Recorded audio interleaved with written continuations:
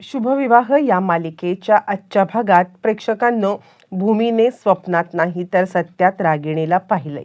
रागिणी जिवंत आहे हे भूमीला समजलंय आणि त्यानंतर खरा तमाशा सुरू झालेला आहे. इकडे आता अपूर्वा सांगत आहे की त्या रात्रीचा हा जो सगळा सीन सांगितला ना, हा त्या रात्रीचा सीन होता. त्या रात्री जे काही घडलं ते सगळं मी आता या सीनमध्ये मांडलेलं आहे. आणि तुम्हाला एक सांगू इच्छिते, मी हे जे सगळं सांगते ना, याच्यासाठी माझ्याकडे खूप सारे साक्षीदार आहेत.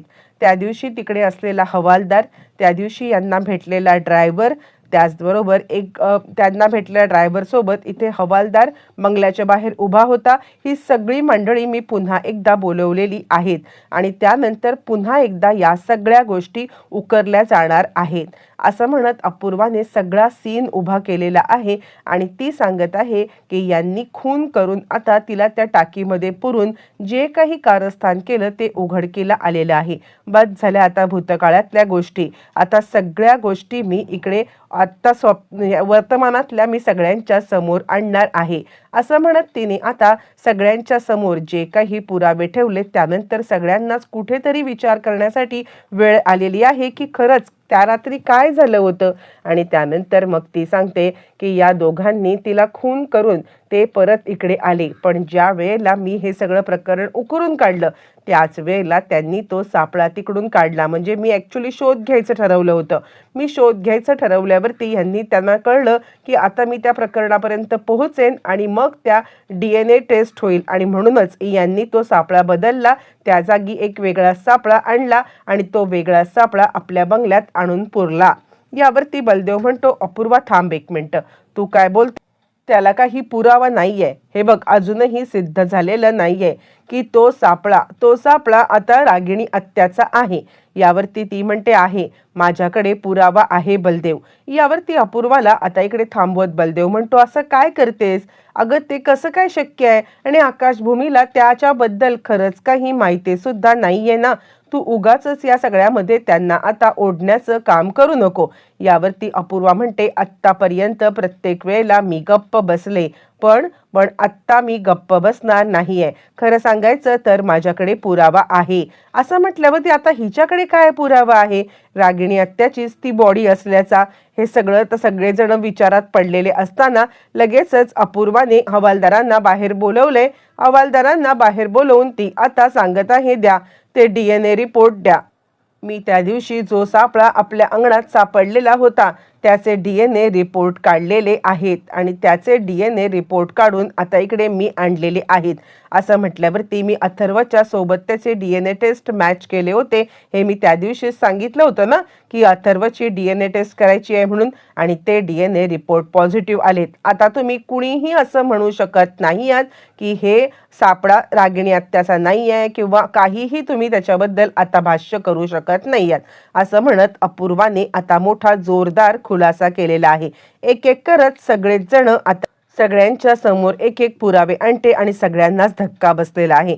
आता बोलायला काही चान्स उरलेला नाहीये आणि आता ते DNA रिपोर्ट रागिणी आत्याचेच आहेत हे सिद्ध झाले.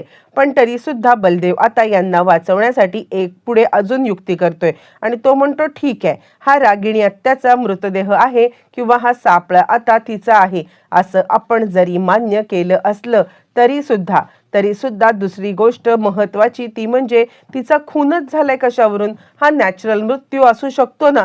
त्यावरती ती म्हणते, असूच शकतो. हे पण सुद्धा म्हणजे ज्या वेळेला DNA रिपोर्ट काढायला गेले तेव्हा सगळे ते जे सापळा सापडलाय तो फॉरेन्सिक डिपार्टमेंटकडे पाठवण्यात आलेला आहे. ज्या वेळेला त्या फॉरेन्सिक डिपार्टमेंटमधून आता इकडे रिपोर्ट येईलच की अपघात झाला होता, घातपात झाला होता किंवा तिचा नैसर्गिक मृत्यू झाला होता. पण काहीही असलं ना तरी माझ्याकडे अजून एक पुरावा, ज्या पुराव्याच्यामुळे आता मी सांगू शकते की हे सगळं आकाश आणि भूमीनेच केलंय. आणि तिने आता शेवटचा आणि महत्त्वाचा पुरावा म्हणजे मेघ व्यास याचा जो काही व्हिडिओ आहे तो व्हिडिओ आता इकडे लावलेला आहे. मेघ व्यासला आता ॲक्च्युली सांगण्यात आलेलं होतं की खरं सांगायचं तर आता तुझी आई आजारी आहे, ती मरणाच्या दारात आहे आणि तुला आता तिला भेटायचं असेल तर नक्की आकाश महाजन यांच्यासाठी तू काय मदत केलेस ते सांग. आणि त्यानंतर मेघ व्यास आता सांगायला लागतो. मेघ व्यास सांगायला लागतो, खरं तर आकाश महाजन यांनी मला काही कागदपत्र आणून दिली आणि त्यांनी सांगितलं की त्यांची आत्या, म्हणजे हा आता मेघ व्यासचं स्टेटमेंट सगळेजण ऐकतायत की त्याची आत्या ही फॉरेनला गेलेली आहे, याच्यासाठी बाकी सगळे रिपोर्ट तयार कर, असं म्हणत असताना तो सांगतो की यांनी मला सांगितलं होतं की काही झालं तरी सुद्धा रागिणी आत्या इथे आहे असं कोणाला वाटलं नाही पाहिजे आणि त्यासाठी पासपोर्ट बनवला. तिच्यासारखी दिसणारी एक बाई होती, त्या बाईला सुद्धा आता त्यांनी तयार केलं आणि त्यानंतर ते CCTV फुटेज आता आम्ही सगळ्यांनी मिळून तिकडे दाखवलं, सोशल मीडियाच्या समोर आणलं.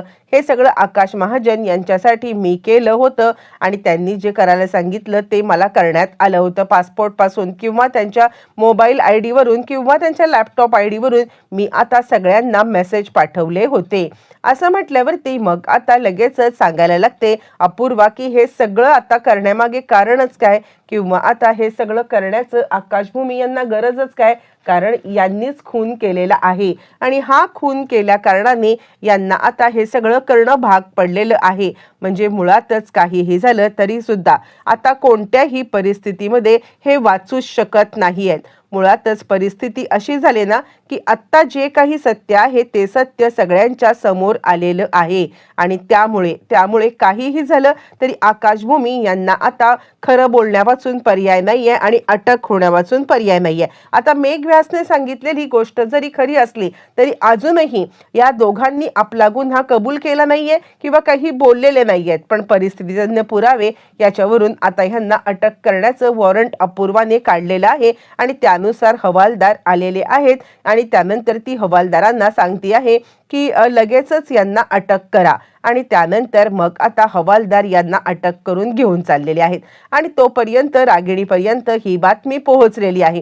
तिला अपूर्वाचा तिला आता पौर्णिमाचा मेसेज आलेला आहे आणि त्यानंतर आता इकडे ती खूपच हसायला लागलेली आहे आणि हसता हसता ती म्हणते, चला रागिणी पटवर्धन, आज तुझा सुडाचा बदला पूर्ण झालेला आहे. आज जो काही सूड घ्यायचा होता तो सूड तू पूर्ण केलायस. आता माझ्या जीवाला अशी काही शांती मिळेल ना की या सगळ्यामध्ये मी आता ह्या कुणाला सोडणार नाही. रागिणी पटवर्धन तिचा बदला सुद्धा आता अशा पद्धतीने पूर्ण करते ना, असं म्हणत मग आता ती आणि तिची हसून हसून पुरती वाट लागलेली आहे. इकडे तोपर्यंत आकाश आणि भूमी यांना पोलीस घेऊन चाललेले आहेत. पुन्हा एकदा प्रयत्न करण्यासाठी तिकडे आलेला आहे तो म्हणजे आता बलदेव म्हणतो, अपूर्वा ऐक ना, असं काही करू नको. तू यांना अटक करून काय करणार आहेस? हे बघ, मी जे काही सांगतोय ते एकदा ऐक, प्लीज एकदा ऐक. तू यांना अटक करू नकोस. कसं आहे ना, काही झालं तरी सुद्धा अगं म्हणजे बघ ना, तू एक काहीतरी प्रयत्न कर. इकडे तोपर्यंत रागिणीने फटाक्यांची माळ लावले आणि फटाके फुटत आहेत आणि त्यानंतर रागिणी आता इतकी वेड्यासारखी हसत आहे आणि वेड्यासारखी हसत आता तिला उधाण आलेलं आहे. बरं, हे सगळं चालू असताना ती एका दगडावरती बसते आणि हे सगळं दृश्य मला पाहिलाच पाहिजे. नाही, हे सगळं मला पाहिलाच पाहिजे. रागिणी पटवर्धन, आज आयुष्यामध्ये पहिल्यांदा इतका आनंद तुझा झालाय. सुडाचा बदला घेतलेला आहेस. अगदी सगळा भूतकाळ माझ्यासमोर उभा आहे. या सगळ्यामध्ये आता मी बदला घेतल्याशिवाय गप्प राहणार नाहीये. काहीही झालं तरी सुद्धा हा सीन मला पाहायला पाहिजे. नाही रागिणी पटवर्धन, याच्यामध्ये रिस्क आहे. तू नाही तिकडे बघायला जाऊ शकत. पण ती आनंदाने इतकी बेफाम झाले की आता तिच्याकडून खूप मोठी चूक होणार आहे आणि ती पुन्हा एकदा आता आकाश आणि भूमी यांना आता पाहण्यासाठी म्हणा किंवा यांना आता हे करण्यासाठी चाललेली आहे. पण तिला माहिती आहे की याच्यात रिस्क आहे, पण तरी सुद्धा ही रिस्क घ्यायला ती आता तयार आहे. काही झालं तरी सुद्धा मला ही रिस्क घ्यायचीच आहे. आकाश भूमीला पोलीस पकडून नेताना मला पाहायचंच आहे, असं म्हणत रागिणी आता काही झालं तरी सुद्धा तिकडे जायला निघालेली आहे आणि तिला आता कोणत्याही परिस्थितीमध्ये हे पाहायचंच आहे की नक्की तिकडे काय होतंय आणि तिला माहिती आहे की याच्यात रिस्क आहे, पण ती रिस्क घ्यायला ती तयार आहे आणि याच रिस्कमुळे रागिणी आता मोठ्या गोत्यात येणार आहे. कारण याचमुळे आता तिच्यावरती भूमीची नजर पडणार आणि आपण निर्दोष आहोत, आपण रागिणी पटवर्धन यांचा खूनच केलेला नाहीये, हे सगळं आता सगळ्यांच्या समोर भूमी आणणार आहे. बरं, आता बलदेव ज्या वेळेला अपूर्वाला थांबवण्याचा प्रयत्न करतोय त्यावेळेला लगेचच आता इकडे अपूर्वा सांगते, हे बघ बलदेव, काही झालं ना तरी सुद्धा मी तुला एक गोष्ट सांगू का, म्हणजे हे बघ, कायद्याने अनेक मार्ग आहेत, त्या मार्गाने जाऊन आता तुम्ही यांना सोडवू शकता, पण मी तुम्हाला काही सांगू शकत नाहीये. आता सध्या तरी मी याच्यामध्ये काही मदत करू शकत नाहीये. असं म्हटल्यावरती प्रेक्षकांनो लगेचच इकडे आता बलदेव म्हणतो, हे मीडियाला कोणी बोलवलं? यावरती ती सांगायला लागते, मीडियाला कोणीही बोलवावं लागत नाहीये. हल्ली ते पोलिसांशी कनेक्टेड असतात आणि पोलिसांशी कनेक्टेड असल्यामुळे लगेचच हे क्राईम रिपोर्टर्स त्या ठिकाणी घटनास्थळी पोहोचलेले असतात. त्यामुळे मीडियाला कोणी बोलवलं, काय बोलवलं हा मुद्दाच नाहीये. मी कोणालाही बोलवलेलं नाहीये किंवा मीडियाला मी नाही बोलवलंय, तो मीडिया आपोआपच आलाय, असं आता ती सांगायला लागत आहे. बरं, हे सगळं चालू असताना मग आता इकडे मीडियावाले लगेचच खूप मोठा गहजप करायला लागतात. आकाश महाजन, भूमी महाजन, काय तुम्ही हे सगळं केलं? म्हणजे तुम्ही आता आपल्या घरामधल्याच बाईला मारलं, लाज नाही वाटत का तुम्हाला? असं म्हणत 1,000 आता इकडे आकाश आणि भूमी यांच्यावरती ताशेरे ओढले जात आहेत आणि यांना या सगळ्यामध्ये आता क्रिटिसाइज केलं जात आहे. आणि त्यानंतर मग आता अथर्व आलाय. अथर्वला कुठेतरी मनामध्ये पटलेलं आहे की हे सगळं आकाश आणि भूमी यांनी केलेलं आहे. आणि त्यानंतर मग आता लगेचच इकडे सांगायला लागतो, तो का वागलात तुम्ही असं? म्हणजे आता एकंदर मी सगळे पुरावे जे काही पाहिलेत ना, त्या पुराव्यावरून माझ्या तरी लक्षात आलेलं आहे की हे सगळं आता तुम्हीच केलेलं आहे, याची मला पूर्णपणे गॅरंटी आहे. म्हणजे खरं सांगू का, तर DNA रिपोर्ट, त्यानंतर हे सगळे रिपोर्ट, हे सगळं करण्याची तुम्हाला काय गरज पडली होती? असं म्हणत तो आता स्पष्टपणे विचारतोय. त्यावरती आकाश म्हणतो, काय बोलतोयस तू? अरे वेड्यासारखं काहीतरी बडबडू नकोस. म्हणजे खरं सांगायचं तर आता आम्ही असं काही नाही केलेलं आहे, हा तुझा गैरसमज झालाय.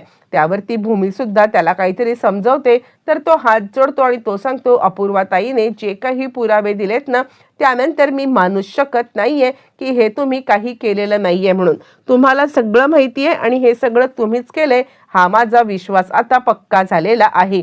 असं म्हणत त्याने आता हे सगळं बोलत असताना लगेचच अपूर्वा म्हणते, चला आता बोलायला वेळ नाहीये, कॉन्स्टेबल घ्या ह्यांना ताब्यात. आणि त्यांना घेऊन जात असतानाच तिकडे आता छोटी क्षितिजा येते. आई बाबा थांबा, काय झालं? आई बाबा का, कुणाला, तुम्हाला कुठे घेऊन चाललेत हे? असं म्हणत प्रेक्षकांनो आता इकडे ती बोलायला लागलेली आहे. पण त्याच वेळेला हे सगळं होत असताना लगेचच आता इकडे सांगायला लागते तिला, अपूर्वा म्हणायला लागते की तुझ्या आई बाबांनी खून केलेला आहे, त्यांनी इतका मोठा गुन्हा केलाय की तुला काय सांगू. असं म्हटल्यावरती आता लगेचच इकडे ते सांगायला लागलेत की आई बाबा तुझे गुन्हेगार आहेत म्हणून त्यांना पकडून नेतोय. आणि ती सारखं विचारते, आई बाबा सांगा ना तुम्ही गुन्हेगार नाही आहेत ना, आई बाबा सांगा ना तुम्ही गुन्हेगार नाही आहेत ना, असं म्हणत ती त्यांना बोलत आहे. त्यानंतर मग आता इकडे तिला दोघं जण जवळ घेत आहेत, पण अपूर्वा मात्र आता सतत कंटिन्यू तिला आता सांगत आहे की तुझे आई बाबा गुन्हेगार आहेत, तुझे आई बाबा गुन्हेगार आहेत. आणि ती सांगते, अपूर्वा आंटी नाही, तू खोटं बोलतेस, माझ्या आई बाबांनी काही केलेलं नाहीये. तिला आपल्या आई वडिलांवरती अजूनही प्रेक्षकांनो पूर्ण विश्वास आहे आणि ती सांगत आहे, माझे आई बाबा असं कधी करू शकत नाहीयेत. असं म्हणत ती आता बोलत आहे. बरं, हे सगळं चालू असताना मग आता ती दोघांचा हात हातात घेते आणि बोला ना आई बाबा, तुम्ही खरंच काही केलेलं नाहीये ना. आणि तिच्या बालमनावरती प्रेक्षकांनो इतका परिणाम होतोय की आणि तरी सुद्धा अपूर्वा गप्प बसत नाहीये. तिला सतत तुझे आई बाबा गुन्हेगारच आहेत, तुझे आई बाबा गुन्हेगारच आहेत असं सारखं बोलत आहे. बरं, हे सगळं चालू असताना रागिणी आता बंगल्याच्या बाहेर आलेली आहे. आकाश आणि भूमीला कसं घेऊन जातात, त्यांना आता कशा पद्धतीने हे करतायत हे पाहण्यासाठी. पण ज्या वेळेला ती तिकडे येणार प्रेक्षकांनो, आणि त्याच वेळेला आता इकडे रंगे हात भूमी तिला पकडणार आहे. बरं, आता सोशल मीडिया तर आलेला आहे, पण आता अनेक माणसांचा मॉब पण आलाय. का असं केलं? घरातल्या बाईसोबत असं वागायला तुम्हाला लाज नाही का वाटली? का हे सगळं केलं? असं म्हणत एकच हल्ला भूमी आणि आकाश यांच्यावरती चढवलेला आहे. पोलीस प्रोटेक्शनमध्ये भूमी आणि आकाश यांना व्हॅनमध्ये बसवलं जातं आणि त्यांना गाडीमधून पोलीस स्टेशनला नेत असताना आकाश भूमीला सांगतोय, भूमी सगळं संपलेलं आहे, आता क्षितिजाची काय अवस्था होणार, आपल्या घराची काय अवस्था होणार. असं म्हणत असतानाच प्रेक्षकांनो मागे आता रागिणी उभी असते आणि रागिणी हे सगळं पाहते. भूमीचं लक्ष मागे गेले आणि भूमीने रागिणीला 100 100% पाहिलेलं आहे. आणि त्यानंतर रागिणीला आता इकडे आपलाच आता ह्या आगाऊगिरी करणं हे आता खूपच अंगाशी येणार आहे. आणि त्यानंतर लगेचच आता इकडे रागिणीचं सत्य हे सगळ्यांच्या समोर आणण्यासाठी आता भूमी काय प्रयत्न करणार किंवा भूमी या सगळ्यामध्ये नक्की आता पुढे काय करणार, येणाऱ्या भागामध्ये सगळं कळणार.